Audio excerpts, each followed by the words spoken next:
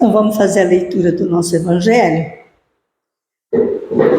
É do capítulo 13, a piedade. A piedade é a virtude que mais nos aproxima dos anjos. É a irmã da caridade que vos conduz a Deus. Deixai que o vosso coração se enterneça ante o espetáculo das misérias e dos sofrimentos dos vossos semelhantes.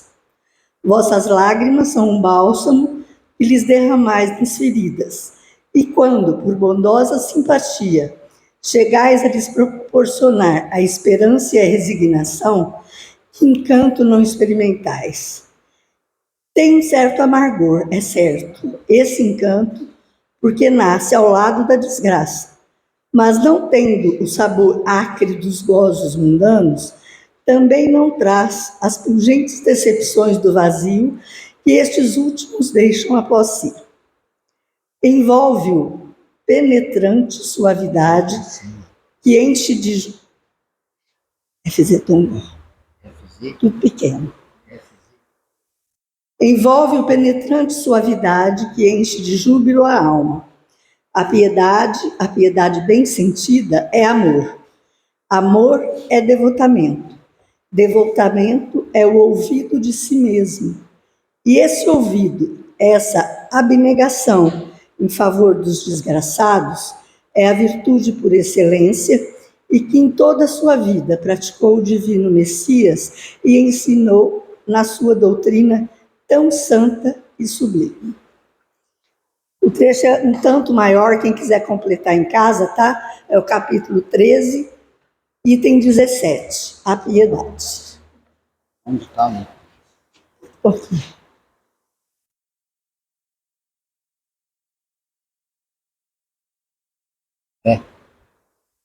É produtiva? Pode ser.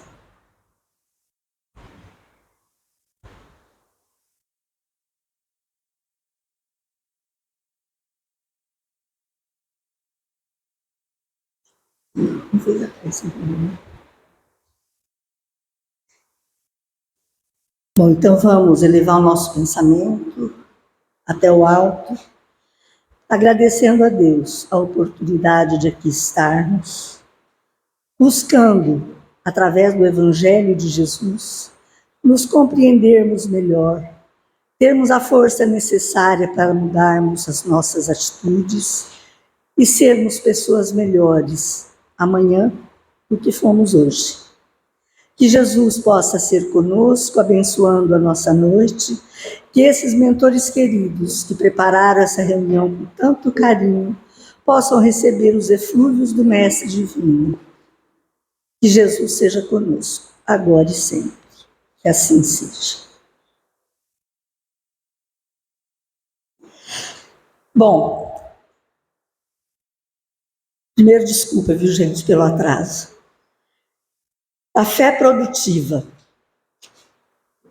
O que a gente poderia falar a respeito da fé produtiva? Por que a fé tem que ser produtiva?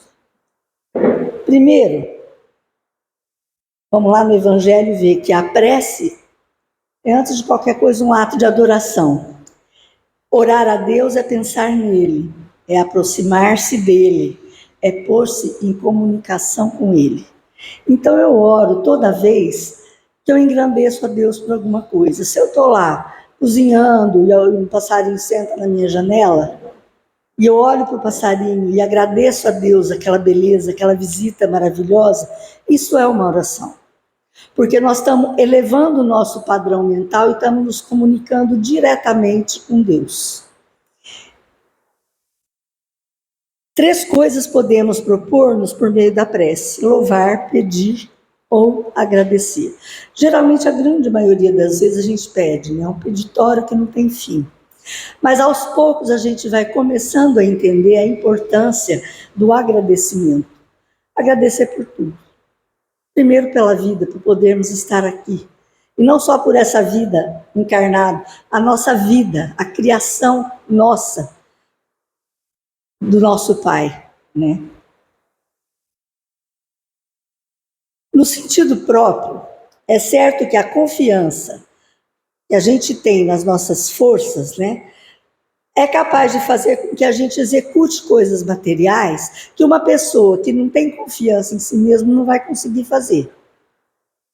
Mas, por outro lado, no sentido moral, as montanhas que a fé desloca são as dificuldades, as resistências que nós temos, né, em nos modificar, a má vontade, em suma, dos homens, ainda quando se trate das melhores coisas.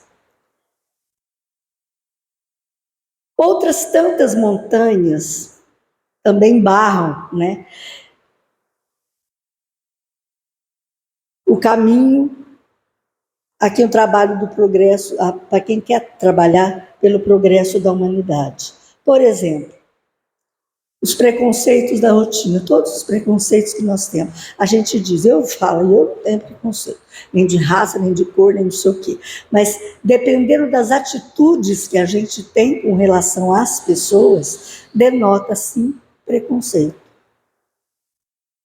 Se a gente já conseguiu limpar aquele de raça, de cor, preconceito de classe social, melhor. Mas existem outros preconceitos que a gente ainda tem muito arraigadinho dentro da gente, que a gente precisa prestar atenção nas nossas atitudes, o que é que nós estamos fazendo pelo outro, ou contra o outro, dependendo daquilo que você fala, dependendo da tua atitude. Interesse material. Todos nós temos, todos nós queremos viver, todos nós queremos dar uma boa vida para a família, né? Mas a pessoa que se apega a isso, aí é complicado.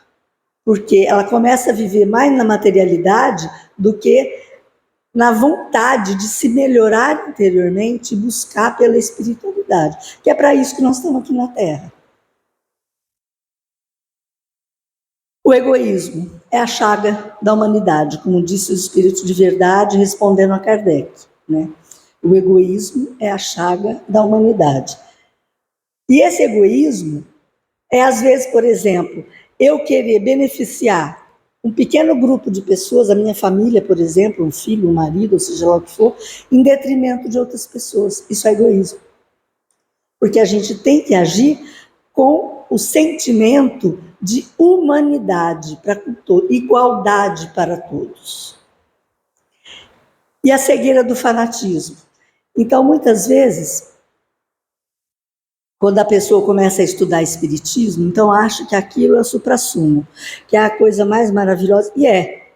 Mas a gente precisa saber como estudar, como entender e, principalmente, como desenvolver as nossas ações a partir daquilo que a gente aprende. Por quê? A quem muito foi dado, muito vai ser pedido. E o fanatismo por qualquer coisa, não só religioso. Fanatismo político, fanatismo de dinheiro, de profissão, porque tem gente que vive aquilo com uma intensidade tão grande que esquece dos outros compromissos que assumiu perante Deus.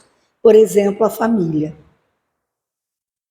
E as paixões orgulhosas. Essas coisas são montanhas que barram o nosso crescimento. Agora, para a gente desenvolver uma fé robusta, a gente precisa saber o que é uma fé robusta.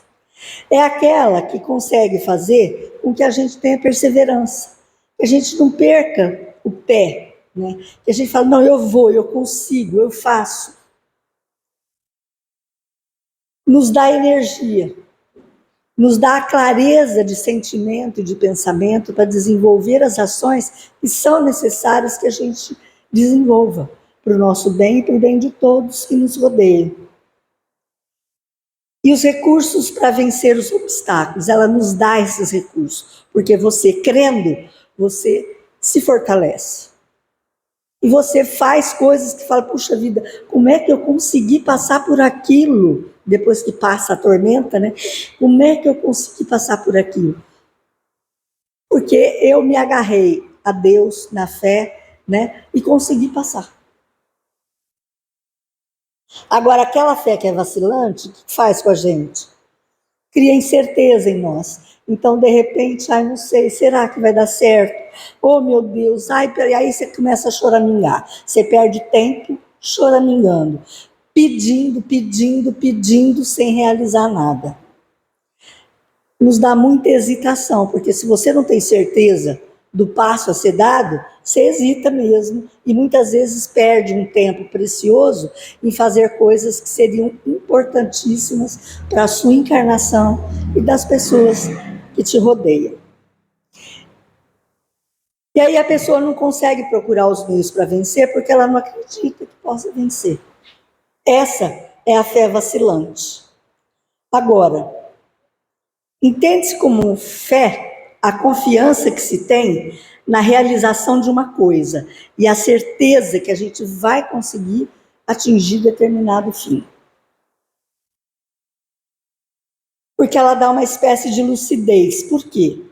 Porque quando a pessoa tem uma fé mais robusta, pelo pensamento ela consegue ver, consegue visualizar a meta que ela tem que percorrer para chegar onde precisa chegar.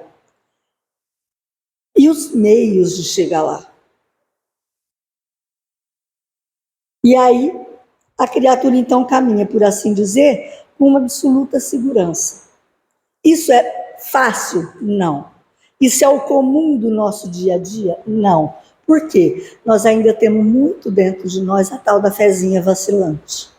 A gente estuda, estuda, estuda, mas não consegue sentir no nosso coração aquilo que a gente já tem aqui. Já temos na cabeça, mas não conseguimos sentir com o nosso coração para poder passar a fazer parte mesmo da nossa vida e a desenvolver com mais naturalidade.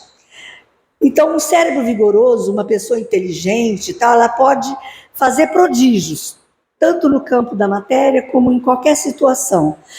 Mas muitas vezes ela não consegue vislumbrar nem um pouquinho a necessidade que ela tem de ter resistência moral para determinadas coisas. Então é por isso que a gente vê pessoas tão inteligentes, né, fazendo coisas que a gente falou, meu Deus, que pena, né?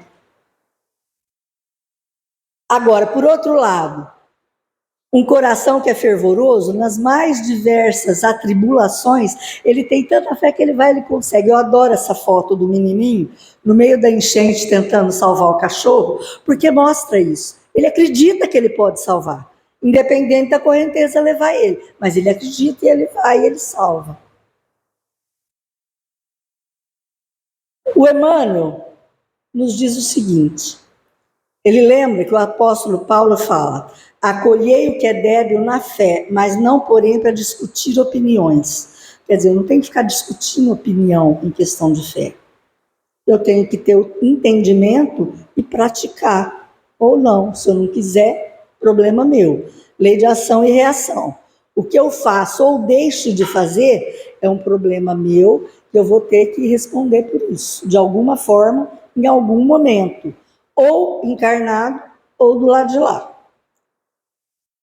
Para chegar à cultura, que é filha do trabalho e da verdade, o homem é naturalmente compelido a indagar, examinar, experimentar e teorizar. É um monte de coisa, né? Mas, para atingir a fé viva, filha da compreensão e do amor, é só servir. Basta servir. Então, quem quiser atingir aquela fé viva, não pode deixar de lado a disponibilidade de servir.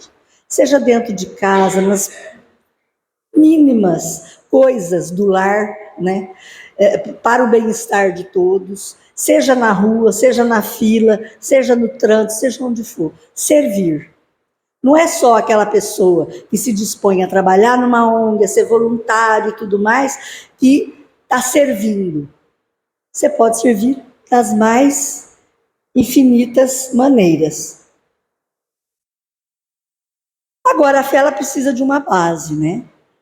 Que é a inteligência perfeita daquilo que se deve crer. Para isso, por exemplo, nós temos o Pentateuco do Kardec, temos uma infinidade de livros. Só o Chico escreveu mais de 400. Então, a gente tem uma infinidade de obras para nos elucidar, para nos iluminar o intelecto e tentar reavivar o nosso coração. E para crer não basta ver, é preciso, sobretudo, compreender. Porque se a gente não consegue compreender, não adianta. A fé cega já não é desse século, fala lá no Evangelho. Tanto assim que precisamente o dogma da fé cega é que produz hoje o maior número de incrédulos, porque ela pretende impor-se exigindo a abdicação de uma das mais preciosas prerrogativas do homem, que é o raciocínio e o livre-arbítrio. Deus nos dotou de livre-arbítrio e nós temos que saber usar ele com sabedoria. Agora, uma fé que impõe dogmas e que te faz seguir a risca ali daquele jeito, tem que ser assim, porque senão ou vai para o céu ou vai para o inferno, ou se você ama muito sua mãe, ela foi muito boa, você não vai conseguir se encontrar com ela do outro lado nunca mais, é uma coisa que faz com que a pessoa descreia de tudo, né? Não admitindo provas, a fé que é cega deixa no espírito alguma coisa vaga que dá nascimento às dúvidas todas. Mas a fé raciocinada, por se apoiar nos fatos e na lógica, nenhuma obscuridade deixa. A criatura então crê porque tem certeza. E ninguém tem certeza senão porque compreendeu. Eis porque não se dobra. É muito comum a gente encontrar pessoas que conheceram o Espiritismo recentemente, começam a estudar a obra de Kardec e se encantam. Meu Deus, olha, parece que me abriu a cabeça, agora eu consigo entender um monte de coisa. Quer dizer, nós temos responsabilidade. Cada vez que você consegue aprender alguma coisa a mais, você tem maior responsabilidade, porque aí você vai ter que agir com coerência, de acordo com aquilo que você já aprendeu. A fé inabalável só é inabalável, né? A que pode encarar de frente a razão em todas as épocas da humanidade. Palavras de Kardec, né? Porque o Espiritismo nos mostra isso. A igualdade entre as criaturas, a justiça divina com uma clareza incrível, né? Tá na parte terceira do Livro dos Espíritos, que nós temos todas as leis, né, esmiuçadas uma a uma, são 12 que foram esmiuçadas ali, tem tudo, tem todas as respostas que a gente precisa, está ali. Mas aí a gente precisa ter a coerência também de estar agindo de acordo com aquilo que a gente já aprendeu. Agora é interessante, existem pessoas que desde pequenininho já tem aquela propensão para acreditar, para crer, para entender, e são pessoas assim fáceis no entendimento, né, da moral cristã. Agora, em compensação, outras não. Tudo depende daquilo que o espírito aprendeu em vidas passadas, nas suas passagens pela espiritualidade, né, daquilo que ele conseguiu captar e fazer crescer dentro de si. Agora, em outras pessoas, ao contrário, é difícil. Porque são criaturas que ainda não conseguiram vivenciar e entender, compreender a beleza da bondade divina, da justiça divina. Para ser proveitosa, ela tem que ser ativa. Esse é o nosso tema, né? Se você não se dispuser a servir, você não consegue manter a sua fé, porque é só no contato com o outro, realmente de coração, que você vai percebendo as tuas potencialidades a mais para entendimento, né? E vai conseguindo também entender que o outro é diferente de você, porque ele tem experiências que você não teve. E a gente tem experiências que o outro também não teve. Então, como é que a gente quer rachar a cabeça do outro e que ele age exatamente do jeito que eu ajo, crer do jeito que eu creio? É impossível, porque cada um está num patamar. Inspiração divina, a fé desperta todos os instintos nobres que encaminham o homem para o bem. É a base da regeneração. E ela precisa ser forte e durável. A fé sincera é empolgante e contagiosa. Ela encontra palavras persuasivas que vão até a alma. acalmam a gente, dão aquela sensação de conforto, de estar sendo aconchegado pelos Espíritos, por Jesus, por Deus, né? por criaturas que estão realmente lutando para que a gente cresça, para que a gente observe, aprenda e faça o que tem que ser feito. Então, o recadinho de Emmanuel, para a gente completar pequenas e grandes tarefas, sem se enamorar de si mesmo, não é porque eu fiz uma coisa muito legal, pô, você viu? Consegui, eu sou o cara, né? A gente nunca está sozinho. Um grande compositor nunca compõe sozinho, ele está sempre com alguém. Um pintor, um escritor. Por exemplo, eu recebo poesias, eu tenho um arsenal de poesias guardadas, mais de 3.000 poesias. Quando as pessoas vêm e falam, ai, obrigada. Eu só sou a caneta, agradeço os mentores que mandaram um recado, né? Porque essa é a realidade. A gente tem que se sentir um instrumento da vontade de Deus, e não aquele que fez a obra. Nós somos co-criadores na obra de Deus, claro. Toda coisa boa que eu faço, eu estou ajudando Deus na evolução desse mundo, na evolução das pessoas. Mas não sou eu que estou fazendo sozinho. Revelemos a nossa fé através das nossas obras na felicidade comum. Obras na felicidade comum. Isso é demonstração de fé. Em qualquer setor, gente. Seja no trabalho, seja na política, seja no centro espírita, seja na igreja, seja na casa de oração, seja onde for. Se você demonstrar através das obras na felicidade e do bem comum, isto é fé. Fora disso, é complicado. Porque aquela fé de bater no peito, eu sou, ó Senhor, eu sou, eu creio. Palavra para o Chico dizia, existem preces que a gente faz às vezes que não consegue passar do céu da boca, quanto mais conseguir chegar até a espiritualidade. Enfim, com a fé não há maus pendures que não se chegue a vencer. Eu achei legal essa frase do Emmanuel. A fé com obras, então essa mãozinha com o martelinho aí eu achei genial. A gente não pode deixar de construir. Mesmo que você não pare minutos para se isolar, para orar, construa, faça, trabalhe em favor de outras pessoas que você estará orando. Revelemos a nossa fé através das nossas obras na felicidade comum e o Senhor vai conferir à nossa vida um indefinível acréscimo de amor e sabedoria, de beleza e de poder.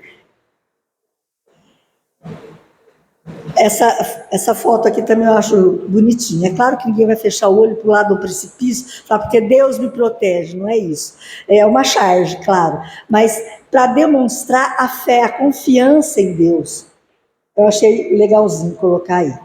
Porque o servidor que confia na lei da vida, reconhece que todos os patrimônios e glórias do universo pertencem a Deus. Tudo é de Deus, nada é nosso.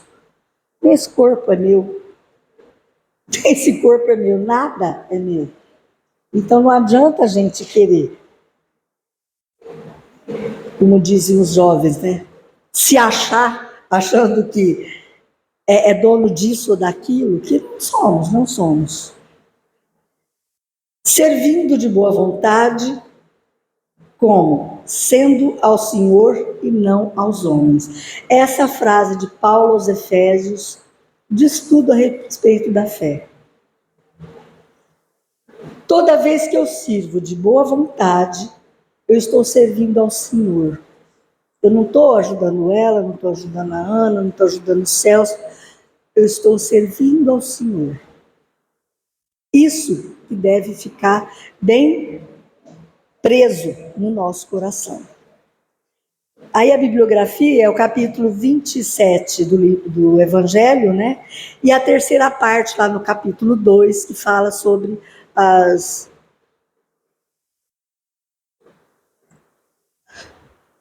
leis divinas, as leis de Deus. O livro Ceifa de Luz e Fonte Viva, eu não usei especificamente uma lição do Emmanuel. Eu fui pegando frases aqui e ali e fui enxertando. Então, por isso eu só coloquei o livro. Se alguém quiser pesquisar e continuar, o que a gente tinha para falar era isso. Agora, o importante é a gente ter a certeza de que,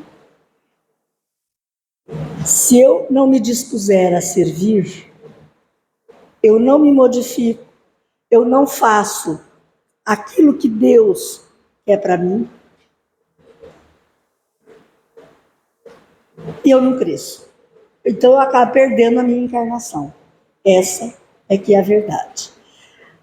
Essa semana eu estive com uma pessoa que falou uma frase muito interessante. Ela disse que ela está numa situação de muita dificuldade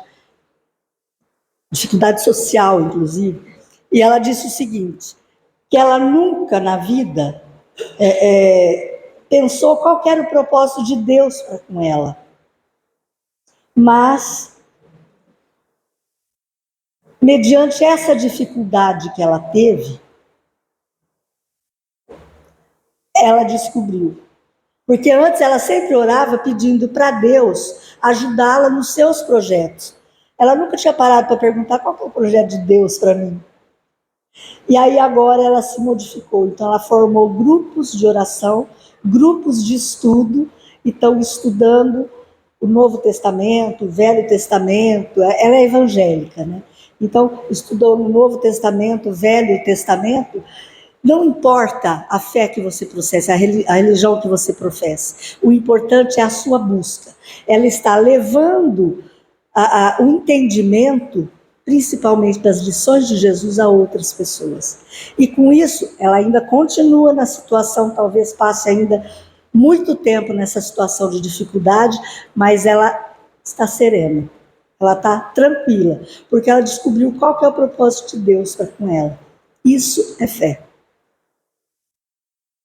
Então vamos passar para a segunda parte, e aquelas pessoas que já estiverem marcadas, né, agendadas, poderão entrar ali na saleta para receber o passe lá. E as demais receberão o passe aqui mesmo no salão. A oração. Pai de infinito amor e bondade, agradecemos do fundo do coração por mais esta oportunidade. Aquieta nossos corações, Pai. Auxilia-nos a sermos pessoas confiantes na Tua bondade e na Tua justiça. E ser conosco agora e sempre. Que assim seja.